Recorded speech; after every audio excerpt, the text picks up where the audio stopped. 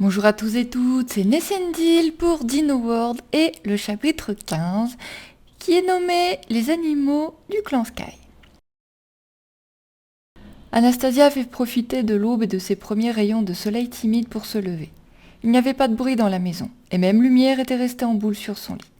La jeune femme avait enfilé un pantalon et une tunique de toile avant de sortir. Elle s'était également sommairement attaché les cheveux en une queue de cheval quelque peu enfouillée. Ainsi, ses longs cheveux roux ne la gêneraient pas. Elle avait décidé d'aller faire connaissance avec les animaux du clan.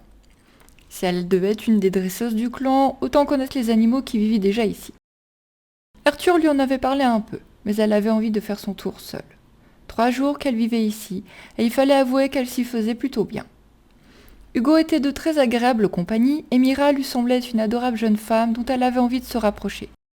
Quant à Nani, elle prenait son rôle de maman de substitution très au sérieux, et Seigneur que sa cuisine était bonne. Malgré tout, au fond d'elle, Anastasia gardait un mal-être, un regret.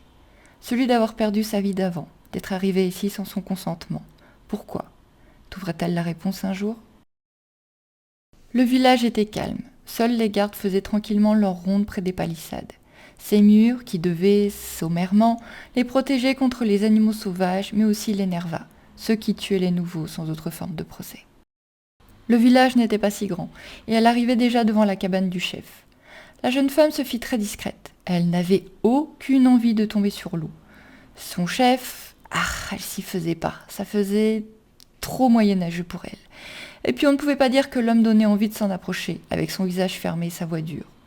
La cabane, presque une maison, était vraiment très belle, en bois et en pierre avec un toit de chaume.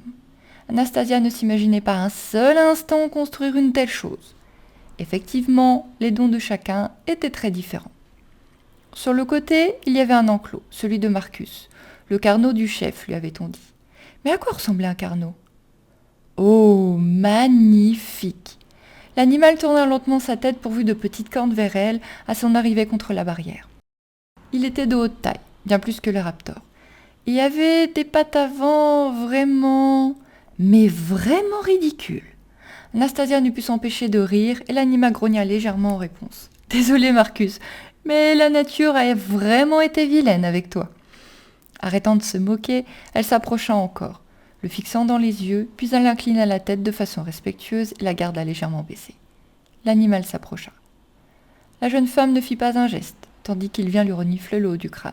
Il poussa alors un petit grondement de contentement et Anastasia put relever la tête et le toucher. Du bout des doigts d'abord, puis de la paume de la main. Le dinosaure semblait content et ferma même les yeux sous les caresses. « Eh bien, tu sais vraiment y faire, toi. Tu es Anastasia, je suppose. » La jeune femme se retourna brusquement en sursautant. Ce type avait été totalement silencieux, flippant. Elle se trouvait face à un homme d'âge mûr, tout comme Lou, mais lui n'était pas asiatique. Sa peau était brune, ses cheveux noirs et ses yeux gris. Devant l'air inquiet de la jeune femme, il lui tendit une main amicale qu'elle accepta après quelques instants d'hésitation. « Je suis Raelm. » Elle avait déjà entendu ce nom. C'était donc lui le supposé compagnon du chef, et surtout le maître du raptor Apollon. Information bien plus importante pour elle. « Oui, je suis Anastasia. »« Enchantée. » Il lui offrit un beau sourire avant de s'incliner très royalement et de tourner les talons sans plus prononcer un mot pour entrer dans la cabane. Anastasia resta bouche bée. Avait-elle trouvé plus introvertie, solitaire qu'elle ? Ne s'y attardant pas plus, Anastasia reprit sa route vers les écuries après une dernière caresse pour Marcus. Elle commença par aller voir les raptors, qui l'accueillirent à grands cris ravis. Les 3 mâles étaient visiblement très contents de la voir.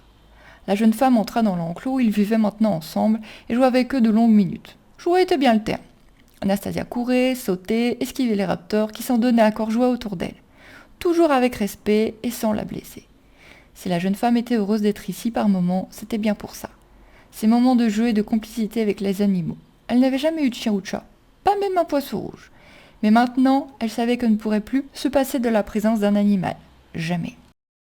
Anastasia joua ainsi longtemps avec eux avant qu'elle entende quelqu'un approcher. Décidément, elle n'était pas la seule à être matinale. Se retournant pendant que Diablo faisait semblant de lui grignoter la main, elle se retrouva face à un grand brun à forte stature. Elle l'avait déjà vu en compagnie d'Arthur, c'était un des gardes, mais son nom... Il y avait eu trop de personnes en trop peu de temps.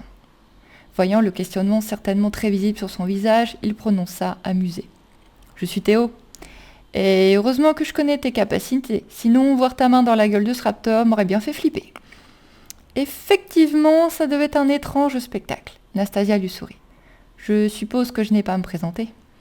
Effectivement, étant la dernière arrivée, tu es le super ragot du moment. Mais ne t'inquiète pas, ça passera. J'allais m'occuper de Maurice. Tu viens avec moi ? Maurice ? Bon, par hasard, avoua l'autre en éclatant de rire. Décidément, entre les Maurice et les Didier, Anastasia était perdue. La jeune femme le suivit jusqu'à l'autre écurie, celle des herbivores, un peu plus remplie que celle des carnivores. Elle se précipita sur Nerva, son stégo, pour lui caresser le cou et lui faire littéralement un câlin. L'animal souffla de plaisir tout en mangeant du foin.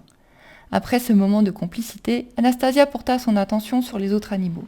Des parasaures donc, tous calmes et tranquilles, même lorsque Théo leur donna à manger du foin et des légumes. Il y avait également un autre dinosaure, bien plus large, avec de superbes cornes sur la tête et un crâne impressionnant. La jeune femme s'en approcha tout doucement, de façon respectueuse. Dans son dos, elle savait que Théo l'observait, mais elle l'ignora. Il ne lui fallut pas longtemps pour gagner le respect de l'animal et le toucher. Il était vraiment impressionnant. « Je te présente Talch, c'est le Tricératops d'Arthur. »« Oh » fut la seule réponse de la jeune femme. Théo poursuivit, voyant qu'elle ne parlerait pas plus pour l'instant. Il nous aidait pour la cueillette, malgré son caractère un peu trop tranquille. Mais avec Nova, nous pouvons ramasser et porter bien plus de baies, fruits et fourrages. Merci à toi. La jeune femme resta un peu bête, plantée comme un piquet devant ce merci. Elle n'avait rien fait de spécial selon elle. « Tu sais, c'est moi qui t'ai tiré dessus, » enchaîna-t-il de façon surprenante, tout en commençant à panser son dinosaure avec une brosse. « Certes, Arthur m'en a donné l'ordre, mais je l'aurais fait de toute façon. On ne pouvait pas se mettre en danger, ni nous, ni nos bêtes. Et on devait vraiment te ramener ici. Tu n'as pas encore totalement idée des dangers de ce monde. Mais je m'en excuse. » Le silence s'imposa entre eux. La jeune femme caressait le tricé sans même s'en apercevoir, tandis que Théo pensait tranquillement son animal. Pendant tout ce temps, Anastasia en avait tellement voulu à Arthur. Mais tellement. Oui, elle s'était doutée qu'il y avait eu quelqu'un d'autre pour l'aider. Mais elle avait entièrement focalisé sa colère contre lui. Maintenant, elle ne savait plus quoi penser, qui détestait et se sentait étrangement vide. Arthur était juste une personne importante, le bras droit du chef du village où vivaient une trentaine de personnes. Il avait donc des responsabilités. Et pour couronner le tout, elle était en train de prendre sa place de dresseur principal. Elle n'était pas idiote, elle comprenait bien. Les minutes défilèrent, seulement entrecoupées par le bruit de mastication des animaux. Théo respecta ce silence, et Anastasia en profita pour réfléchir une nouvelle fois à cette étrange vie qui s'imposait à elle, mais aussi à son propre comportement. « Vous êtes bien calme ?» Ils revèrent tous deux la tête pour se retrouver face à deux autres personnes. Un jeune homme blond et Arthur, justement. « Tiens, Maxence, tu tombes bien. On doit aller patrouiller vers le nord, est-ce que m'a dit Lou hier soir. »« Ah oui ? On fait le deuxième circuit ? Mais pourquoi ?»« Il a vu des traces de Rex. On doit vérifier ça et si la bête s'éloigne. On est prudent et on se fait discret, précisa Théo devant le regard pétillant du blondinet. « Un Rex, c'est le très gros dino dangereux ?» questionna Anastasia d'une petite voix, comme si elle avait peur de gêner les trois hommes en posant sa question. « Oui, » répondit poliment Théo en lui envoyant un petit sourire rassurant. « On pourrait l'apprivoiser ?» questionna-t-elle cette fois en regardant Arthur. Les trois hommes restèrent bouche bée, et après s'être regardés un instant, Maxence s'écria avec entrain. « Oh oui ! Non !» cria presque Arthur. « Mais vous êtes dingue ! On va juste se faire tuer !»« Pas forcément !» avoua Théo, intrigué par l'idée. « Les Nervins en ont un !»« Qu'ils ont apprivoisé à 3 des sœurs, je te rappelle. »« Ouais, et maintenant qu'ils n'ont plus qu'un dresseur, paix à leurs âmes, ils n'en auront pas d'autres. C'est le moment de monter en puissance pour nous. »« Non !» répéta Arthur. « Trop dangereux !»« Tu es conscient que la petite pourrait y arriver ?» insista Théo, regardant Anastasia. « C'est elle, la petite ?» pensa-t-elle. « Oh, elle n'était pas une enfant !» Piquée au vif, elle intervint. « Je pourrais essayer, ça me fait pas peur. »« Non !» insista violemment Arthur, bras croisés sur sa poitrine. « On va commencer par une femelle raptor. Ce sera bien suffisant pour le moment.